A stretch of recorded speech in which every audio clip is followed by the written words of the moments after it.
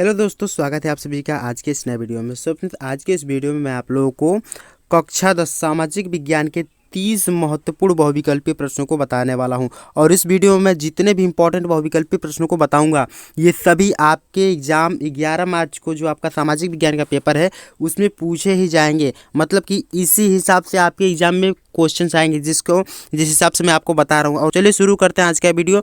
और मैं आपको दिखाता हूँ 30 महत्वपूर्ण बहुविकल्पीय प्रश्नों को। उसके साथ आप इन सभी प्रश्नों को अच्छे से एक एक करके तैयार कर लीजिएगा, क्योंकि 11 मार्च को आपका सामाजिक विज्ञान का पेपर है, तो उसमें पूछे ही जाएंगे।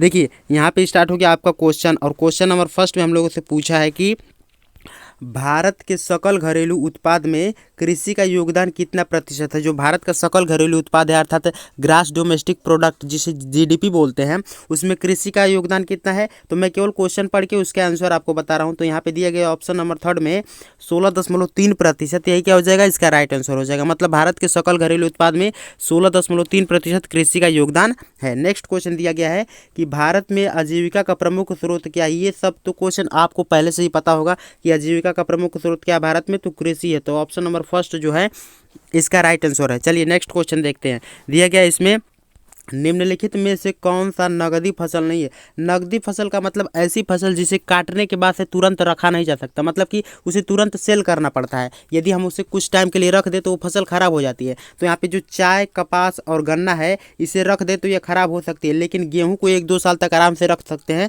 तो गेहूँ जो है ये नगदी फसल नहीं है। मतलब ऑप्शन थर्ड इसका राइट आंसर हो जाएगा। चलिए नेक्स्ट क्वेश्चन दिया गया है हम लोग को, निम्नलिखित में से कौन सी खरीफ की फसल है। तो यहाँ पे ऑप्शन नंबर जो फर्स्ट है, ऑप्शन नंबर जो सेकंड है, और यहाँ पे जो थर्ड है, यही क्या हो जाएगा, इसका राइट आंसर हो जाएगा। मतलब यहाँ पे जो क्वेश्चन ऑप्शन नंबर फोर्थ में दिया गया कि 2 और 3 धान और कपास दोनों क्या है, ये खरीफ की फसल है। चलिए नेक्स्ट क्वेश्चन देखते हैं। देखिए, इसमें दिया गया हम लोग को चाय की खेती के लिए कौन सी मृदा सर्वाधिक उपयुक्त है। जो चाय की खेती होती है वो किस मृदा में होती है, कौन सी मृदा उसके लिए अत्यंत उपयोगी मानी जाती है। तो यहाँ पे ऑप्शन नंबर फर्स्ट में दिया गया हम लोग को पर्वतीय मृदा, यही क्या हो जाएगा, इसका राइट आंसर हो जाएगा। चलिए देखते हैं नेक्स्ट क्वेश्चन।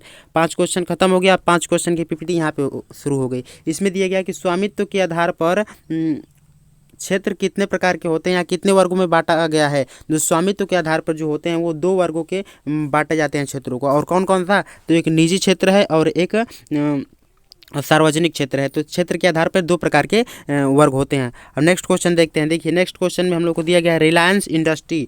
जो रिलायंस इंडस्ट्री मुकेश अंबानी का, वो किस प्रकार का क्षेत्र है। तो वो एक क्या है, निजी क्षेत्र है। मतलब किसी एक व्यक्ति का वो क्षेत्र है, ठीक है, किसी एक व्यक्ति का उस पर कब्जा है। चलिए नेक्स्ट क्वेश्चन देखते हैं। दिया गया 8वां में कि जीडीपी का फुल फॉर्म क्या होता है। अभी मैंने ऊपर बताया फर्स्ट क्वेश्चन में जीडीपी का फुल फॉर्म क्या होता है, तो grass domestic product. Option number first में दिया गया ग्रास डोमेस्टिक प्रोडक्ट, यही क्या हो जाएगा, इसका राइट आंसर हो जाएगा। एक क्वेश्चन अच्छे से तैयार कर लीजिए। देखिए, क्वेश्चन नंबर नेक्स्ट में दिया गया है हम लोग को कि किस क्षेत्र को सेवा क्षेत्र के नाम से जाना जाता है। जो क्षेत्रक होते हैं प्राथमिक, द्वितीयक और तृतीयक, तो सेवा क्षेत्रक के नाम से किसे जाना जाता है। तो यहाँ पे जो तृतीयक क्षेत्रक है इसे हम लोग सेवा, यहाँ पे जो तृतीयक क्षेत्रक है ऑप्शन नंबर थर्ड में दिया गया है तृतीयक क्षेत्रक, यही क्या हो जाएगा, सेवा क्षेत्रक के नाम से इसे ही जाना जाता है। चलिए नेक्स्ट क्वेश्चन देखते हैं। दिया गया है हम लोग को कि नरेगा की शुरुआत कब हुई थी। जो नरेगा है, जिसका नाम बदल के 2006 में मनरेगा कर दिया गया, तो उसकी शुरुआत कब हुई थी। तो उसकी शुरुआत वर्ष 2005 में हुई थी, ठीक है।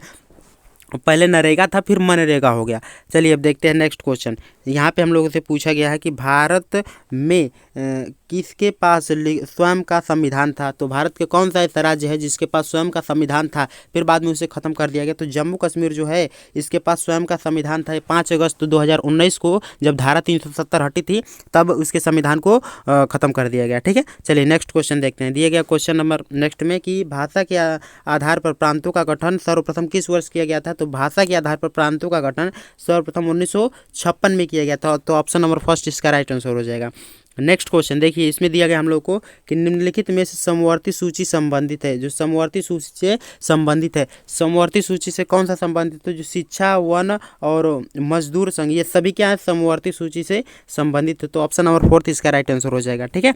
नेक्स्ट क्वेश्चन दिया गया है कि ऐसी सरकार जिसके अधीन राष्ट्रीय महत्व के विषय आते हैं उन्हें क्या कहते हैं? जिसके अंतर्गत राष्ट्रीय महत्व के विषय आते हैं उन्हें क्या कहते हैं? तो ऑप्शन नंबर फर्स्ट में दिया गया संघीय सरकार, यही क्या हो जाएगा? इसका राइट आंसर हो जाएगा। ठीक है, नेक्स्ट क्वेश्चन दिया गया हम लोग को विदेशी मामलों दिया है। विदेशी मामलों अर्थात बैंकिंग, संचार और मुद्रा किसके अंतर्गत आते हैं? तो जो विदेशी मामले होते हैं, बैंकिंग, संचार और मुद्रा जो होते हैं, ये सभी संघ सूची के अंतर्गत आते हैं, अर्थात केंद्र सरकार इसका नियंत्रण करती है।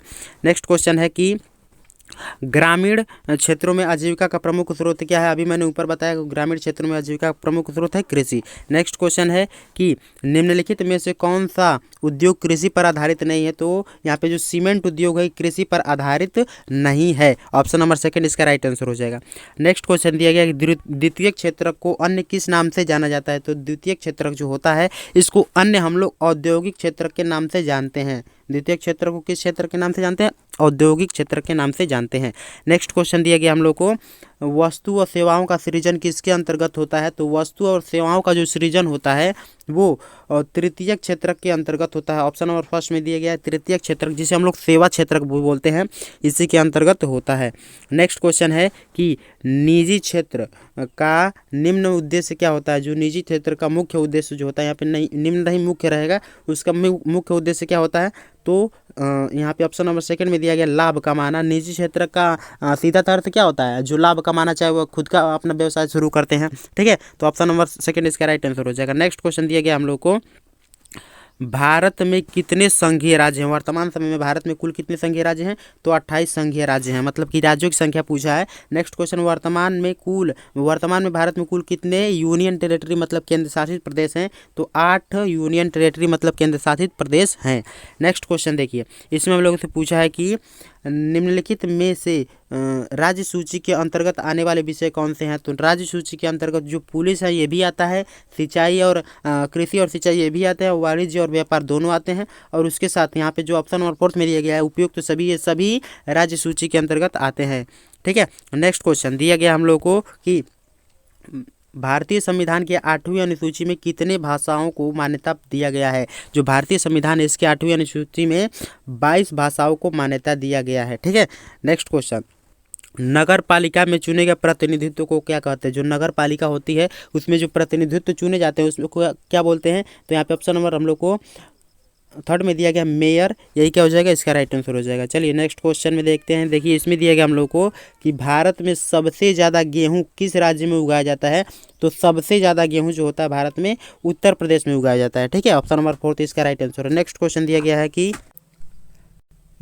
भारत में सबसे अधिक गन्ना किस राज्य में उगाया जाता है? तो भारत में सबसे अधिक गन्ना भी उत्तर प्रदेश में ही उगाया जाता है। तो ऑप्शन नंबर फोर्थ इसका राइट आंसर हो जाएगा। नेक्स्ट क्वेश्चन दाल किस राज्य में सबसे अधिक उगाई जाती है? जो दाल होती है वो सबसे अधिक किस राज्य में उगाई जाती है? तो मध्य प्रदेश, यहाँ पे इसका राइट आंसर हो जाएगा, अर्थात मध्य प्रदेश में दाल सबसे अधिक उगाई जाती हैं। नेक्स्ट क्वेश्चन है हरित क्रांति का जनक किसे कहा जाता है? जो हरित क्रांति है उसका जनक किसे बोला जाता है? तो ऑप्शन नंबर हम लोग को थर्ड में दिया गया MS स्वामीनाथन को ही हरित क्रांति का जनक बोला जाता है। ठीक है, चलिए नेक्स्ट क्वेश्चन देखते हैं। देखिए इसमें हम लोगों से पूछा गया है कि श्वेत क्रांति संबंधी से, जो श्वेत क्रांति थी, हरित क्रांति के बाद आई श्वेत क्रांति, और ये किससे संबंधित है? तो दुग्ध उत्पादन से संबंधित है श्वेत क्रांति। ठीक है, तो इसे अच्छे से आप याद कर लीजिए। अब देखिए आपके 30 के 30 क्वेश्चन, 30 MCQ खत्म हो गए, और आप लोग भी लास्ट में कमेंट करके बता ही दीजिए कि आपको इस 30 क्वेश्चन में से कितने क्वेश्चन सही हुए हैं, क्योंकि अब 11 तारीख को ही आपका पेपर है, और अब तक यदि आप लोगों के 25 से ऊपर क्वेश्चन सही नहीं है मतलब आपकी तैयारी अभी अच्छे से नहीं हुई है। तो यदि आपको किसी और सब्जेक्ट का MCQ चाहिए तो आप मुझे कमेंट में बता दीजिए। मिलते हैं अगले वीडियो में, तब तक के लिए धन्यवाद। जय हिंद, बाय बाय।